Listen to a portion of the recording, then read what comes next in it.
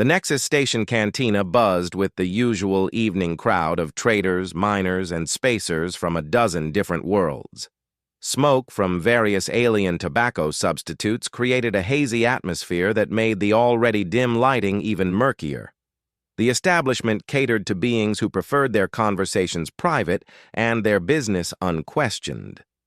Marcus Chen sat alone at the far end of the bar, nursing what the bartender claimed was whiskey, but tasted more like industrial solvent mixed with fruit juice.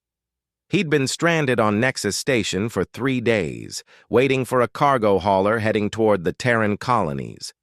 His ship had suffered a critical engine failure in the outer system, and the repair costs exceeded what remained in his account by a considerable margin.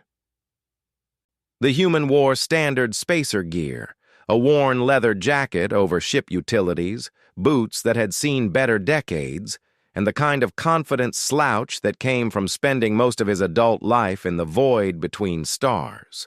To most observers, he appeared unremarkable, just another human trying to scratch out a living in the galaxy's vast commercial networks. At the table nearest to Marcus, 4 Zolonian traders conducted business in their characteristic whispered tones. Their scaled, reptilian faces remained expressionless as they discussed shipping routes and profit margins. Zolonians were known for their mathematical precision and emotional restraint, making them excellent partners for long-term commercial ventures. The cantina's clientele shifted throughout the evening. A pair of Vrex engineers occupied a corner booth, their multiple arms gesturing as they debated technical specifications. Several Korthani miners clustered around the gaming tables, their crystalline skin reflecting the colored lights in prismatic patterns. A lone Quellian merchant sat reading reports on a data pad, occasionally sipping from a glass of something that glowed faintly blue. Marcus observed the crowd with practiced attention. Years of trading in frontier systems had taught him to read rooms quickly and identify potential problems before they escalated. The mix of species tonight seemed typical for a major trade hub, beings focused on business rather than trouble. The cantina's main entrance slid open with a soft hiss, admitting a cool breeze from the station corridor. Marcus glanced toward the doorway and felt his stomach tighten. 3 figures entered, moving with the predatory grace that marked them immediately as dangerous. The lead figure stood nearly 8 feet tall, covered in midnight black fur marked with silver stripes that seemed to shift in the dim light. Razor-sharp claws extended from fingers that could easily crush a human skull. Yellow eyes swept the room with calculated menace, and when the creature smiled, rows of gleaming fangs became visible. This was a Throkan warrior, member of a species that had built their culture around conquest and the hunt. Behind the Throkan, 2 smaller but equally dangerous companions followed. Marcus recognized them as Scarrick's assassins, lean, quick beings whose reputation for violence extended across multiple star systems. Their movements possessed a fluid quality that suggested they could go from stillness to lethal action in microseconds. The arrival of the 3 predators caused an immediate shift in the cantina's atmosphere. Conversations dropped to whispers. Several patrons finished their drinks quickly and headed for the exits. The Zolonian traders at the nearby table gathered their data pads and left without completing their transaction. Marcus remained seated, continuing to sip his questionable whiskey. He'd encountered dangerous beings before and learned that running often triggered chase instincts in predatory species. Better to appear calm and uninterested while evaluating options. The Throkan warrior scanned the room methodically, yellow eyes lingering on each remaining patron. When that terrible gaze reached Marcus, it stopped. The human felt the weight of that attention like a physical force, but he kept his expression neutral and took another sip of his drink. Interesting, the Throkan rumbled, his voice carrying across the now quiet cantina. A human remains when wiser beings flee. Marcus set down his glass and turned slightly on his bar stool to face the predator. Just finishing my drink. Paid good money for it, even if it tastes like engine coolant. The casual response seemed to amuse the throw-can. He approached the bar with deliberate steps, his companions flanking him like experienced hunters.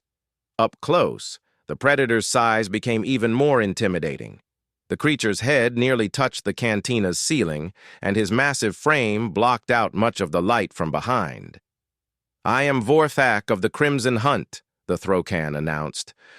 "Perhaps you have heard this name?" Marcus considered the question while finishing his drink. Vorthak's reputation was indeed well known among spacers who worked the frontier routes. The throw-can led a band of raiders who specialized in hunting sentient prey across multiple systems. They operated under the pretense of being bounty hunters, but their methods suggested they enjoyed the chase more than any monetary rewards. "Can't say I have," Marcus replied, setting the empty glass on the bar. "Should I have?" The lie was delivered with such casual indifference that several remaining patrons exchanged worried glances. Either the human possessed incredible courage or complete ignorance of his situation. Both options seemed equally dangerous. Vorthak's fangs became more visible as his smile widened. "Refreshing honesty, or perhaps impressive ignorance. Tell me, human, what brings you to Nexus Station?" "Engine trouble," Marcus answered truthfully. "Waiting for passage to the colonies." "Unfortunate timing," one of the Scarix assassins hissed, his voice like wind through dry leaves. "We hunt tonight." The Throkan raised a clawed hand, and his companion fell silent. Vorthak seemed to be studying Marcus with new interest, as if the human represented a puzzle worth solving. "My companions and I seek entertainment," Vorthak explained. "The usual prey on this station lacks spirit. They flee or cower or attempt to bargain. Where is the satisfaction in such easy kills?" Marcus nodded as if considering this philosophical point. "Sounds boring." "Precisely." Vorthak's enthusiasm was genuinely disturbing. "But you, human, sit calmly while death approaches. This suggests either remarkable courage or complete stupidity. I find myself curious which applies." The remaining patrons in the cantina had positioned themselves as far from the conversation as possible. The Vrex engineers pressed against the wall near the emergency exit. The Korthani miners had abandoned their games and huddled together at a corner table. Even the bartender, a grizzled Altarian who'd seen decades of frontier violence, had moved to the far end of his station. Marcus glanced around the room, noting the positions of exits, potential weapons, and innocent bystanders. The tactical assessment took only seconds, but it provided crucial information for whatever was about to happen. "Courage and stupidity often look the same from the outside," Marcus observed. "Depends on the outcome, I suppose." This philosophical response seemed to delight Vorthak even more. The throw-can leaned forward, bringing his massive head closer to Marcus's eye level. The predator's breath carried the metallic scent of blood and the musk of a creature bred for violence. "Indeed," Vorthak agreed. "Perhaps we should test which description applies to you, small human. My companions and I propose a game." "What kind of game?" "The oldest game," Vorthak replied. "Predator and prey. You will have, let us say, 10 minutes to leave this cantina and find somewhere to hide within the station. Then we will hunt you. If you survive until morning, you win your freedom. If we catch you—" The throw-can allowed the sentence to hang in the air like a threat. The implications were clear enough without elaboration. Marcus appeared to consider the proposition seriously. He drummed his fingers on the bar while weighing options that all seemed to lead toward violence or death. The smart move would be to decline and hope the predators lost interest. The problem with that approach was that predators like Vorthak rarely accepted refusal gracefully. 10 minutes seems like a short head start for someone on foot," Marcus commented. "True," Vorthak acknowledged. "But you are only human. How much advantage do you require?" The question carried multiple layers of insult, all delivered with the confidence of a being who'd never encountered serious opposition from Marcus's species. Throkans viewed humans as soft, weak creatures who relied on technology rather than natural advantages. This prejudice often proved useful for humans who knew how to exploit it. Fair enough, Marcus agreed, but I have a counter-proposal. Vorthak's yellow eyes glittered with interest. Speak! Skip the running around the station part, Marcus suggested. If you want to hunt, let's settle this here and now, just you and me.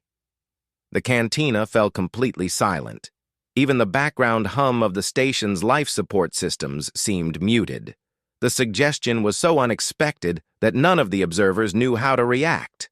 Vorthak straightened to his full height, towering over the human like a mountain of muscle and fury.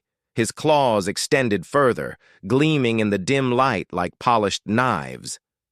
The Scarix assassins moved closer, anticipating orders to begin the slaughter.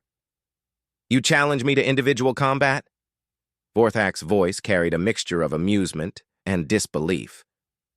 A human wishes to fight a Throkan warrior in single battle. Why not? Marcus replied, sliding off his bar stool to stand facing the massive predator. You're looking for entertainment. I'm looking for a way off this station. Winner takes all. The size difference was comical. Marcus stood barely 6 feet tall and possessed the lean build of someone who spent more time in zero gravity than planetary gyms. Vorthak outweighed him by at least 200 pounds, all of it muscle, claws, and fangs designed by evolution for killing. This is your proposal? Vorthak asked. Hand-to-hand combat between us? Unless you're worried about losing to a human, Marcus said with a slight smile. The insult hit its target perfectly. Vorthak's expression shifted from amusement to genuine anger. No Throkan warrior could allow such a challenge to pass unanswered, especially in front of witnesses and subordinates. Very well, human, Vorthak snarled. I accept your challenge. When I finish with you, your death will serve as an example to others who might consider similar foolishness. The Throkan began removing his equipment harness, setting aside weapons and gear until he stood ready for unarmed combat. Marcus did the same, shrugging out of his jacket and rolling up his sleeves. The process felt almost ceremonial, like preparing for some ancient ritual. The other patrons pressed against the walls, giving the combatants space while remaining close enough to witness whatever was about to happen.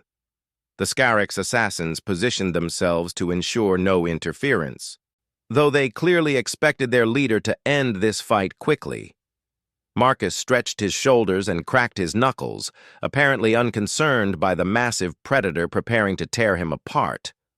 The casual attitude continued to puzzle Vorthak, who'd never encountered a human who didn't show proper fear in such circumstances. Any particular rules for this contest? Marcus asked. No weapons, no outside assistance, Vorthak replied. Combat continues until one of us yields or dies.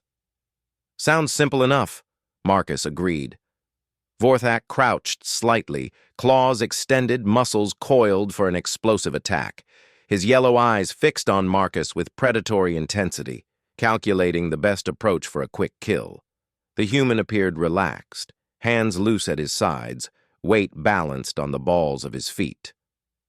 Begin when ready, Marcus offered politely.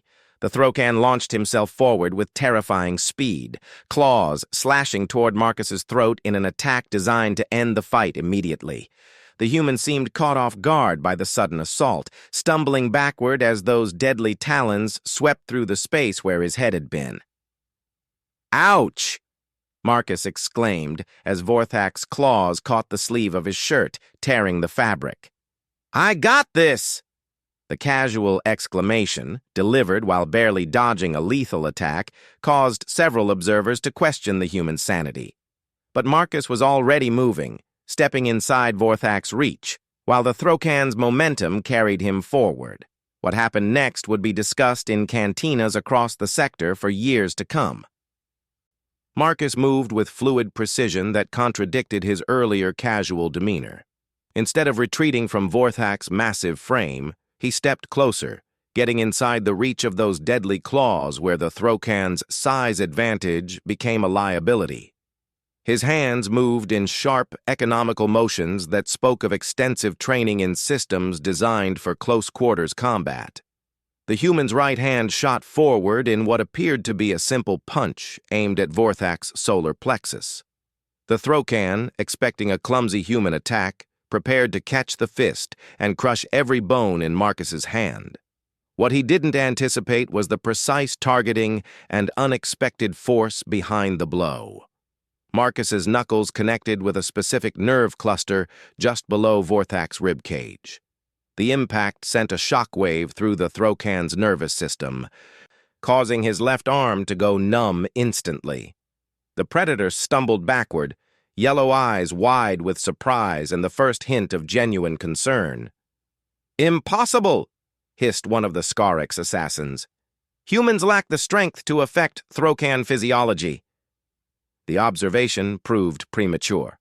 Marcus pressed his advantage, moving forward with the balanced gait of someone comfortable in multiple gravitational environments. His next strike targeted Vorthak's right knee, a calculated blow designed to disrupt the joint's stability rather than rely on brute force. The technique worked. Vorthak's leg buckled, forcing the massive warrior to catch himself on a nearby table. The furniture groaned under his weight, but held. The Throcan's expression shifted from predatory confidence to genuine puzzlement. "You fight like Corthani," Vorthak growled, shaking his head to clear it. "But humans know nothing of pressure point combat." "Some humans know lots of things," Marcus replied, circling to maintain optimal positioning. "We're curious like that." The casual tone continued to unnerve the observers more than any dramatic threat could have. Marcus spoke as if discussing the weather rather than engaging in potentially lethal combat with one of the galaxy's most feared predators. Vorthak recovered his balance and launched another attack, this time leading with his left claws in a sweeping motion designed to force Marcus backward toward the wall. The human ducked under the strike, stepped to his right, and delivered an elbow strike to the Throcan's wrist that numbed his hand and caused him to drop his guard.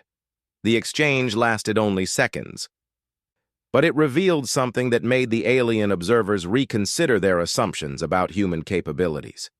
Marcus wasn't just avoiding Vorthak's attacks, he was systematically dismantling the Throcan's offensive capabilities through precise targeting of nerve clusters and joint systems.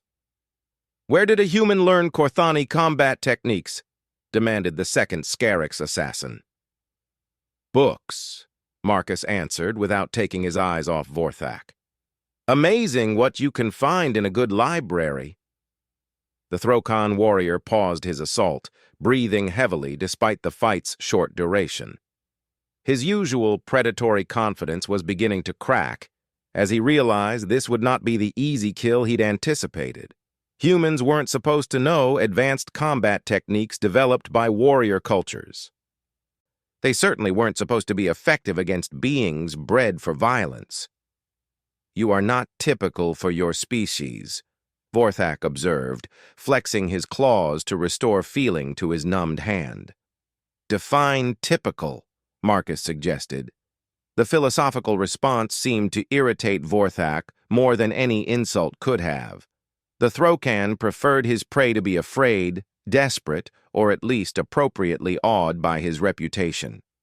Marcus's calm competence suggested a confidence that had no business existing in someone facing a creature designed by evolution to kill. Vorthak changed tactics, abandoning his reliance on claws in favor of grappling techniques that would allow him to use his superior size and strength. He lunged forward, arms spread wide to catch Marcus in a crushing embrace that would end the fight through sheer physical advantage. Marcus didn't retreat. Instead, he stepped directly into Vorthak's charge, dropping low and driving his shoulder into the Throcan's midsection while grabbing the warrior's left leg. The move was a classic wrestling takedown, executed with the timing and leverage that turned Vorthak's own momentum against him. The massive Throcan crashed to the cantina floor with enough force to shake the building's structure. Bottles rattled behind the bar, and several light fixtures swayed from the impact. Marcus rolled clear and came to his feet while Vorthak struggled to regain his orientation. The alien observers were beginning to murmur among themselves in their various languages. The Vrex engineers exchanged rapid technical discussions about leverage principles and force multiplication. The Korthani miners watched with professional interest, recognizing combat techniques derived from their own martial traditions. "How does a human know our fighting methods?" one of the Korthani asked in accented standard. "Same way I learned Vrex engineering principles and Altarian navigation techniques," Marcus replied, helping Vorthak to his feet with unexpected courtesy. "Pay attention when people teach you things." The gesture of assistance confused Vorthak more than any attack could have. Enemies didn't help each other up. Prey didn't show concern for predators. The human's behavior violated every assumption the Throcan held about how such encounters should progress. "You study other species," Vorthak said, accepting the help while trying to understand this unprecedented situation. "Constantly," Marcus confirmed. "Amazing what you can learn when you actually listen to people." The admission revealed something that made several observers reconsider their understanding of human nature. Marcus wasn't demonstrating unusual individual capabilities. He was showcasing his species' approach to learning and adaptation. Humans absorbed knowledge from every available source, combining techniques from multiple cultures into hybrid systems that exceeded their individual components. Vorthak resumed his fighting stance, but with noticeably less confidence than before. The human had demonstrated familiarity with combat techniques from at least 3 different warrior cultures, applied them with precision that suggested extensive practice, and maintained a casual attitude that implied much greater reserves of capability. "What other surprises do you carry, human?" the Throcan asked. "Depends how long this takes," Marcus replied. "I've got a transport to catch in the morning." The reminder that this was merely an inconvenience in Marcus's schedule rather than a life-or-death struggle continued the psychological pressure that was proving as effective as any physical attack. Vorthak had built his reputation on inspiring fear in his opponents. Facing someone who treated him as a minor scheduling conflict undermined the foundation of his intimidation tactics. The Throcan attempted a new approach, using his reach advantage to keep Marcus at a distance while striking with extended claw attacks. The strategy showed tactical intelligence. Recognizing that close-quarters combat favored the human's superior technique over raw physical power, Marcus adapted immediately, demonstrating the flexibility that had made humans successful traders throughout the galaxy. He began using the cantina's furniture and fixtures as tools, grabbing a chair to deflect Vorthak's claws while positioning himself for counterstrikes. The improvised weapons work suggested military training in addition to his martial arts knowledge. "Scarrick's combat doctrine," observed one of the assassins with grudging respect. "He fights like our warriors do." "Also, Throcan pack tactics and Zolonian strategic planning," added his companion. "This human has studied us all." The realization was beginning to spread throughout the cantina's remaining patrons. Marcus wasn't just skilled in alien combat techniques. He'd synthesized methods from multiple species into a comprehensive fighting system that drew on the best aspects of each culture's martial traditions. Vorthak's next attack came in the form of a feint followed by a spinning kick designed to use his superior leg reach. Marcus read the technique perfectly, stepping inside the arc of the kick and delivering a precise strike to Vorthak's supporting ankle. The Throcan's balance failed completely, sending him crashing into a table that collapsed under his weight. This time, Marcus didn't offer assistance. He stepped back and waited while Vorthak extracted himself from the wreckage, breathing hard and favoring his left ankle. The human's expression remained calm and patient, as if he had all the time in the galaxy to resolve this situation. "You're hurt," Marcus observed. Want to call it a draw?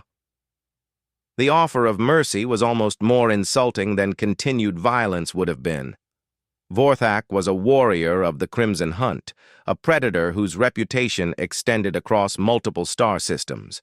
Being offered pity by a human challenged everything he believed about his place in the galactic hierarchy. "Never!" Vorthak snarled, struggling back to his feet. "Your choice," Marcus replied with a shrug. The casual acceptance of continued violence demonstrated another unsettling aspect of human nature.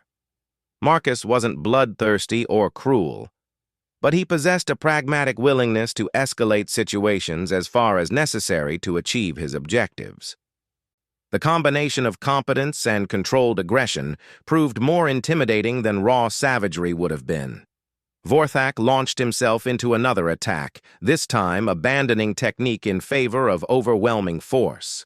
He relied on his natural advantages, size, strength, claws, and fangs, to simply overpower the human through pure physical dominance. Marcus met the charge head-on, demonstrating why humans had earned a reputation for tactical unpredictability. Instead of avoiding Vorthak's attack, he stepped directly into it, accepting minor injuries from the Throkon's claws while positioning himself for a decisive counterstrike. The human's hands closed on specific pressure points on either side of Vorthak's neck. The technique was pure Altarian nerve manipulation, designed to disrupt the flow of signals between brain and body. Applied correctly, it could render even the largest opponent unconscious within seconds. Vorthak's yellow eyes widened as he felt his strength draining away. His claws, which had been inches from Marcus's throat, began to tremble and lose their coordination. The massive warrior tried to pull away, but his muscles were no longer responding to his commands. "Sleep well," Marcus said gently as Vorthak collapsed to the cantina floor. The Throkan warrior lay unconscious but breathing normally. Marcus checked his pulse and adjusted his position to ensure clear airways, demonstrating the same casual competence he'd shown throughout the encounter. The cantina fell silent, except for the soft hum of the life support systems and Vorthak's steady breathing. Every patron and observer stared at the human who'd just defeated one of the galaxy's most feared predators, using nothing but knowledge, technique, and tactical intelligence. Marcus retrieved his jacket from where he'd left it, checking the claw marks in the sleeve with mild annoyance. The shirt was definitely ruined, but the jacket could probably be repaired. He pulled it on and returned to his bar stool as if nothing unusual had happened. "Bartender," he called politely, "could I get another of whatever that was supposed to be?" The Altarian bartender approached slowly, his multiple eyes fixed on the unconscious Throkon, as if expecting him to spring back to life at any moment. "On the house," the bartender offered, his voice carrying a tremor of respect mixed with fear. "Thanks," Marcus replied, accepting the drink. "Oh, and you might want to get a medical scanner on our friend there. I hit him pretty hard. Should be fine, but better safe than sorry." The concern for his defeated opponent's welfare added another layer to the observer's growing reassessment of human nature.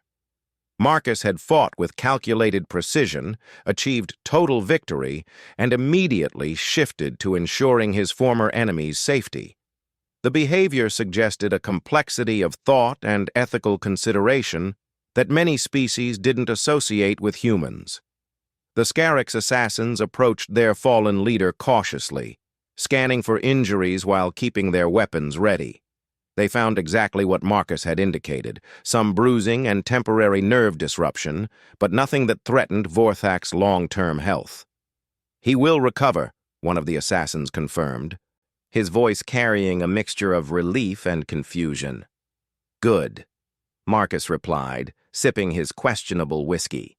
"Hate to cause permanent damage over a misunderstanding." The casual dismissal of what had been a potentially lethal encounter left the assassins uncertain how to respond. Their leader had been defeated in single combat, but the human showed no interest in claiming victory trophies or establishing dominance. Marcus simply returned to his drink as if the entire incident had been a minor interruption in his evening.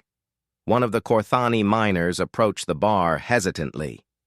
"Human," he said in his species' characteristic crystal chime voice. "Where did you learn our combat techniques?"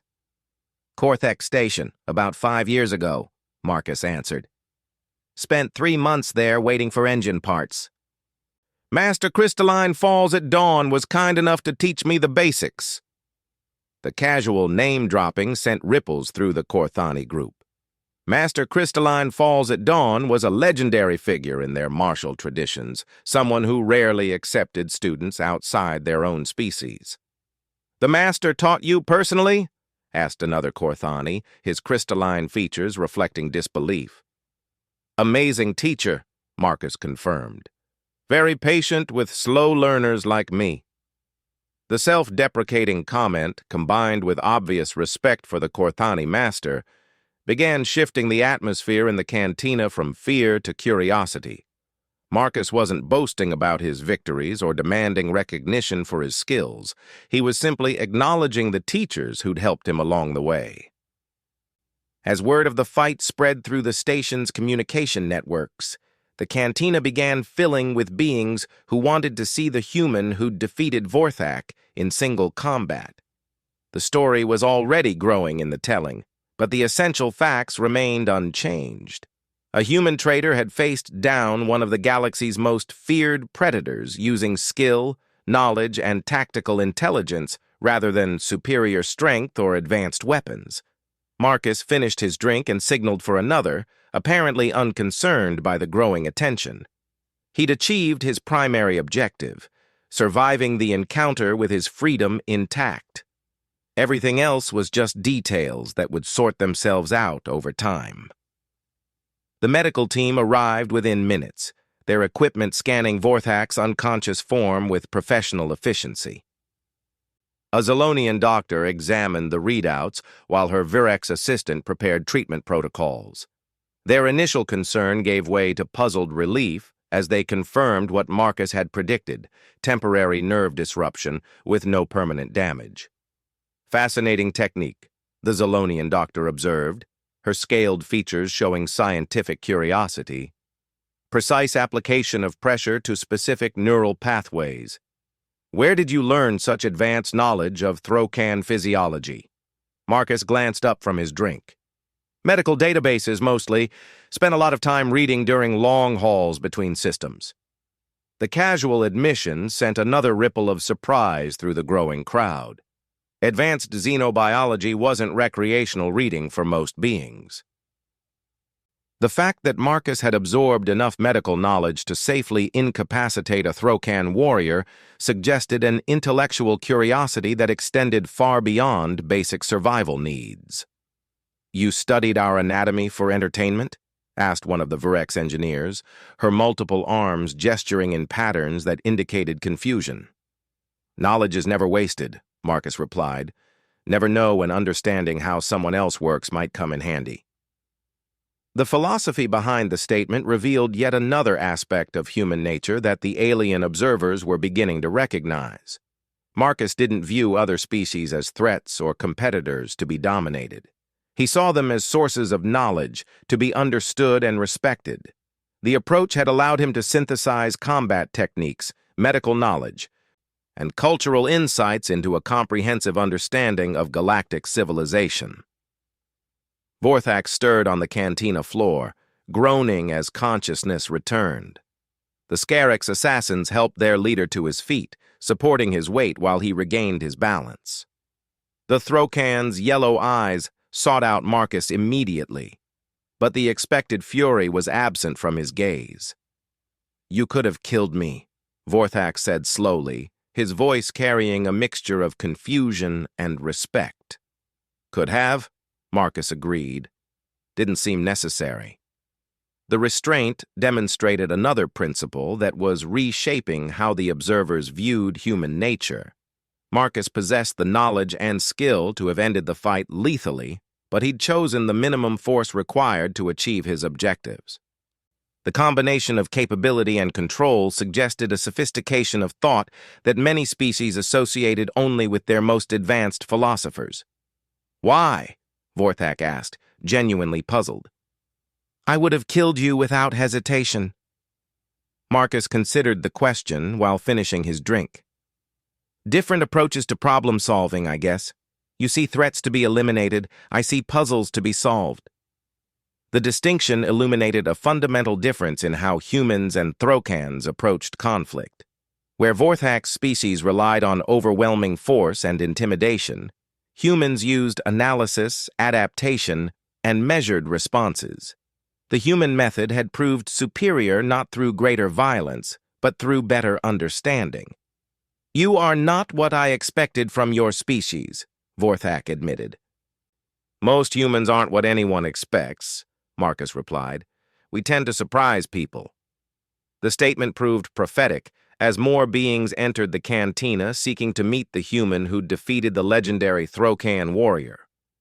Word was spreading throughout Nexus Station with the speed that only truly extraordinary stories achieved.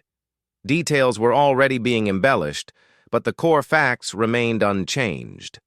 A lone human trader had outfought one of the galaxy's most feared predators, using nothing but knowledge and technique. A group of Altarian merchants approached Marcus's position at the bar, their leader carrying a datapad that displayed shipping manifests and route calculations. The Altarians were known for their practical approach to business, and they recognized opportunity when they saw it. "Marcus Chen of the independent trader vessel Wandering Star?" the lead merchant asked. "That's me," Marcus confirmed, though the Wandering Star is currently experiencing technical difficulties. "We are aware of your situation," the Altarian replied. "Perhaps we could discuss mutually beneficial arrangements." The offer wasn't entirely unexpected. Marcus's demonstration of competence had shifted his status from stranded spacer to valuable potential partner. Beings who could handle themselves in dangerous situations were always in demand for frontier trading operations. "What did you have in mind?" Marcus asked. "Passage to the Terran colonies in exchange for security consultation on our next trading expedition," the Altarian explained. "We're planning routes through some contested systems. Your expertise could prove valuable." The euphemism for pirate-infested space was well understood by everyone present. The Altarians were offering Marcus transportation in exchange for his services as a bodyguard and tactical advisor. It was exactly the kind of opportunity that had brought him to the frontier in the first place. "Contested how?" Marcus asked, his tone suggesting professional interest rather than concern. "Karthek raiders have been intercepting cargo haulers in the Vega Secundus system," another Altarian explained. "They're demanding tribute payments that exceed profit margins." Marcus nodded thoughtfully. The Kartheks were known for their aggressive taxation policies regarding independent traders. They weren't technically pirates, since they offered safe passage in exchange for payment, but the distinction was largely academic for merchants trying to maintain profitability. "What's your timeline?" Marcus asked. "Departure in 6 hours," the lead Altarian replied. 3-week round trip to the colonies and back." The offer solved multiple problems simultaneously. Marcus would get transportation to his destination, the Altarians would get experienced protection for their cargo, and everyone would benefit from the arrangement. It was the kind of practical cooperation that kept frontier commerce functioning despite various threats and complications. "Fair enough," Marcus agreed. "I'll need to collect my gear from the hostel." The handshake that sealed the agreement was witnessed by the entire cantina, including Vorthak and his companions. The Throkan warrior watched the transaction with evident puzzlement, still trying to understand how the evening's events had unfolded. "Human!" Vorthak called as Marcus prepared to leave. "Yeah? I underestimated your species," the Throkan admitted. "This will not happen again." The statement carried the weight of genuine respect from a being whose culture valued strength above all other virtues.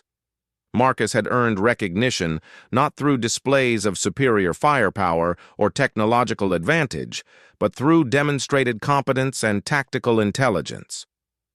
"Good to know," Marcus replied. "Maybe next time we can skip the fighting and just have a drink instead." The suggestion of future friendship rather than continued enmity demonstrated another aspect of human nature that continued to surprise the alien observers. Marcus held no grudges against Vorthak for the attempted violence. He viewed the entire encounter as a cultural misunderstanding rather than a personal attack. As Marcus headed toward the cantina's exit, conversations resumed throughout the establishment. The beings who'd witnessed the fight were already beginning to process what they'd seen and what it meant for their understanding of humans and their place in galactic society. The Korthani miners clustered around their table, discussing the martial arts techniques they'd observed. The Vrex engineers analyzed the leverage principles Marcus had employed. The Zolonian traders recalculated their risk assessments for dealing with human partners. Every species present was updating their databases with new information about human capabilities. "Wait!" called one of the Scarix assassins as Marcus reached the door. Marcus turned back, curious about what the lethal being might want to discuss. "Where did you learn our movement techniques?" the assassin asked. "Those were not basic forms." "Observation mostly," Marcus replied. "Watched your people work when I was stationed at Kepler Station. Amazing what you can pick up when you pay attention to details." The admission revealed yet another layer of human adaptability. Marcus hadn't formally studied Scarix's combat methods. He'd simply watched professional assassins and absorbed their techniques through careful observation and analysis. The ability to learn complex skills through passive observation suggested cognitive capabilities that most species underestimated. "You learned our techniques by watching?" the second assassin asked, his voice carrying disbelief. "Humans are good at pattern recognition," Marcus explained. "We see how things work and figure out how to make them work for us." The explanation touched on one of humanity's greatest strengths: the ability to observe, analyze, and adapt knowledge from any available source. Humans didn't need formal instruction or cultural permission to learn new skills. They simply paid attention and practiced until they achieved competence. Outside the cantina, Marcus walked through Nexus Station's corridors while reflecting on the evening's events. The encounter with Vorthak had been resolved successfully. He'd secured transportation to his destination, and he'd managed to avoid serious injury in the process. By human standards, it had been a reasonably productive evening. The station's commercial districts buzzed with their usual late-night activity. Traders from dozens of worlds conducted business in languages that created a constant background murmur of alien conversation.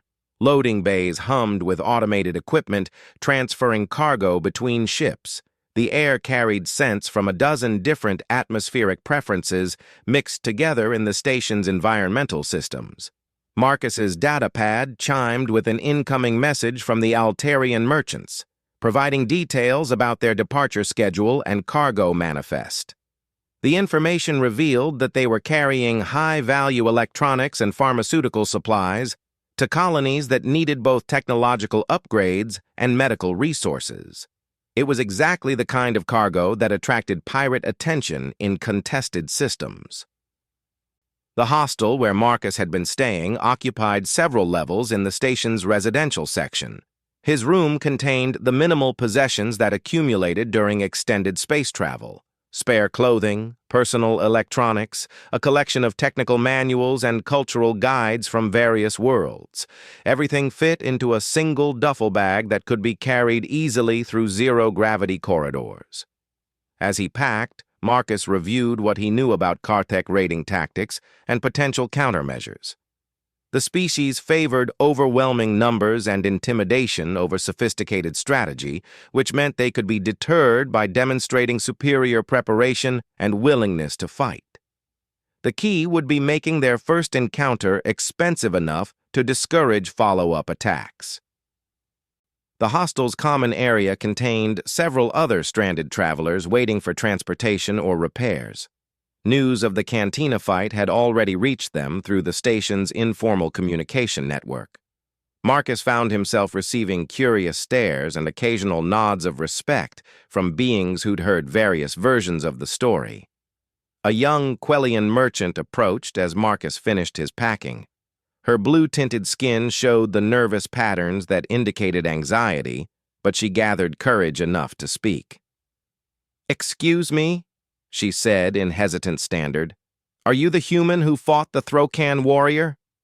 "That's me," Marcus confirmed. "I wanted to thank you," she continued. "Vorthak and his companions. They've been terrorizing smaller traders for weeks. The station authorities couldn't stop them because they technically weren't breaking any laws." The information provided context that Marcus hadn't possessed during the encounter. Vorthak hadn't been seeking random entertainment. He'd been systematically intimidating vulnerable beings for his own amusement. The victory had broader implications than just personal survival. "Glad I could help," Marcus replied, "though I suspect they'll find other entertainment soon enough." "Perhaps," the Quellian agreed.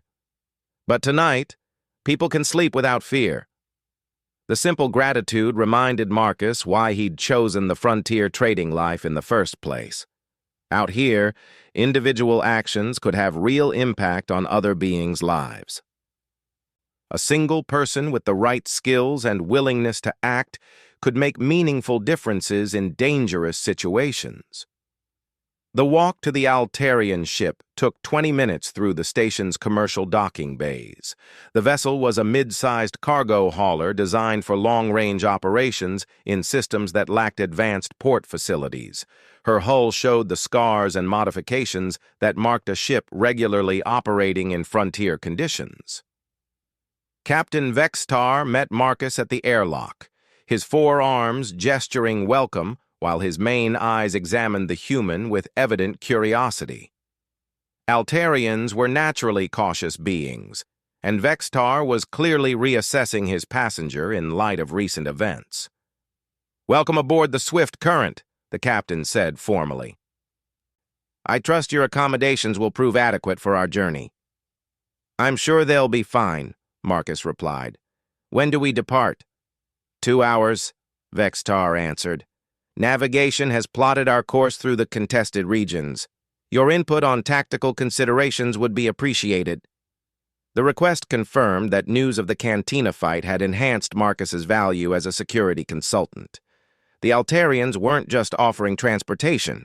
They were seeking genuine professional advice from someone who'd demonstrated superior understanding of combat dynamics. "Happy to help," Marcus said. "Let me get settled and we can review the route." As the Swift Current prepared for departure, Marcus found himself looking forward to the journey ahead. The ship was well maintained, the crew was professional, and the cargo was legitimate.